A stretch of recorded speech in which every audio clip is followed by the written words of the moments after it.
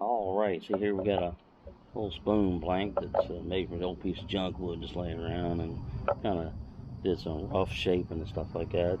There's many ways of doing this. I can use a scroll saw, use a knife,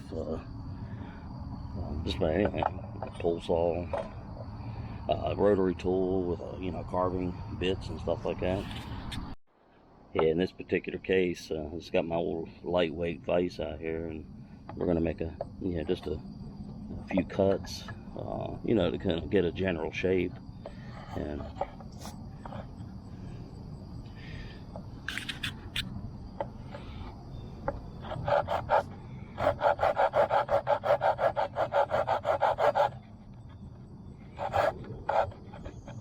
there we go. You'll see here just what I'm trying to do. This is going to be your spoon section, the bowl section, whatever you want to call it. And you're just trying to achieve a general shape. Like I said, there's many different ways of doing this. And if you want your spoon to have that classic, dip in the center there, or straight spoon. And this spoon's going to have a pretty good little thickness to it. That way it's easy to, grip, camping type style. Alright, you'll see here in making some of our saw cuts, we encountered apparently where a limb came in. You can see how the grooves swirl this way. So you're going to have to make some changes to the design. Make this more narrower instead of thicker like I wanted it. But that's what you encounter when you're working with, unprocessed wood. It's something you pick up right off the ground, the forest, or anything like that. Alright, I'm going to trim off this edge right here and kind of reconfigure the look of what we want to do. And oh yeah, many a time I've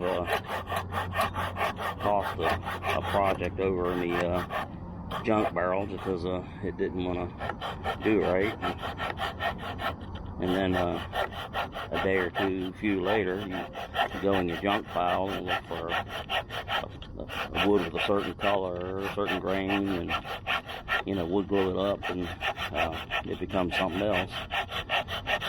But this is what I enjoy doing, and it's on its way to 95 degrees today, 96 Fahrenheit, something like that, and it just come up a humdinger of a rainstorm a few minutes ago. It's standing water all back along the back edge of the property. But you see how we're gonna do some changing, how it looks so much different from one side to the other. Alright, we use our little knife here to get that little concave look in the center here. I hear old Thor, the thunder rooster out there. Follow man, he crows all times of the day and night, man. I don't think he got the memo about sunrise, but I mean all day long. But I don't really mind, man. It's just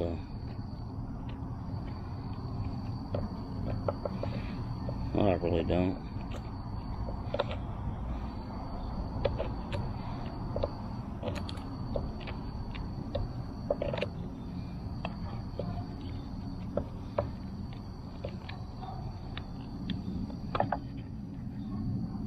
It really isn't a right or wrong. You're just working to some particular shape that's pleasing to you. I mean, I prefer using the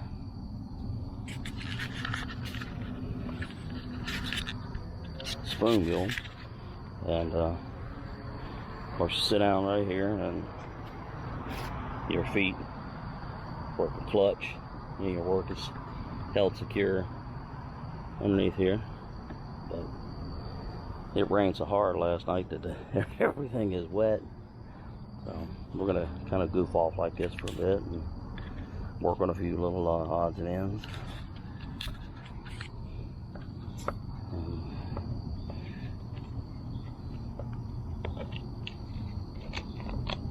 like I said, there's no right or wrong to this, and there's so many different, techniques, and it's just what's pleasing to the eye and everything. And then you see the swirls of the wood.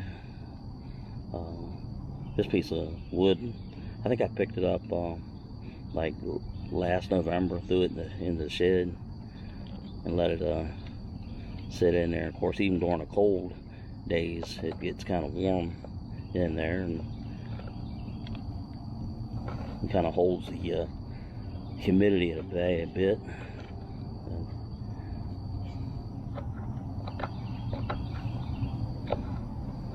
But I am so ready for fall, be able to get the tent back out, all that. And we got access to a piece of property across the way over there. It's got like bamboo as far as you can see, so this is going to be kind of fun.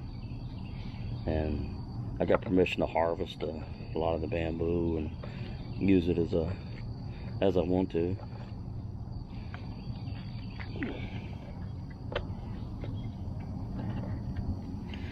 And I know there's a lot of folks that do this that say don't ever use sandpaper and all that kind of stuff because it ruins the look and everything. I tell you what though, man, I don't really much care how people do things. It's just you use what tools you have, and if it's something that you enjoy, just do it.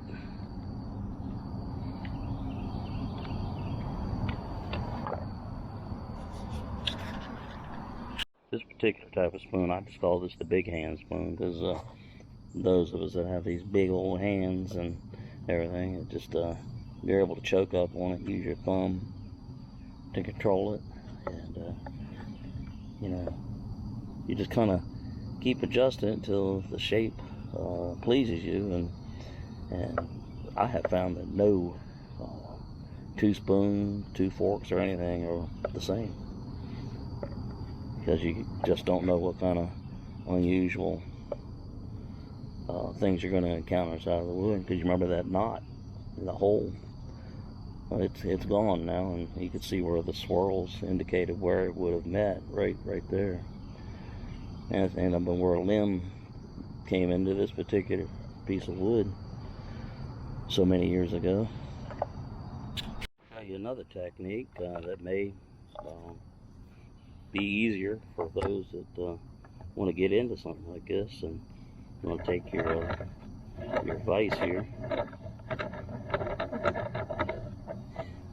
and this is called rotary carving. And you take your little rotary tool here and get a bunch of different type of bits, burring bits and stuff like that, and you just kind of turn it on and work the shape. Apply slow, even pressure.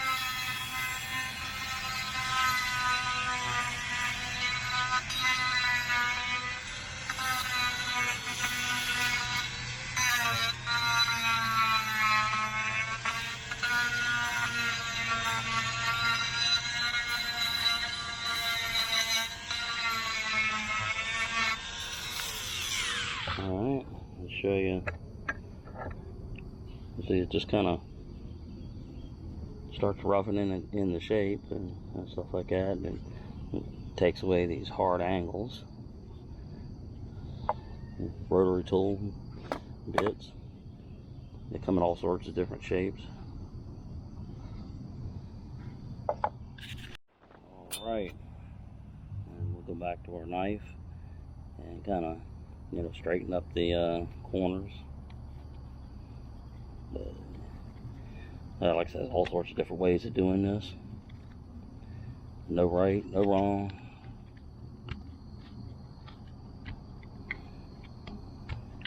You want to keep your knife as sharp as you can get it.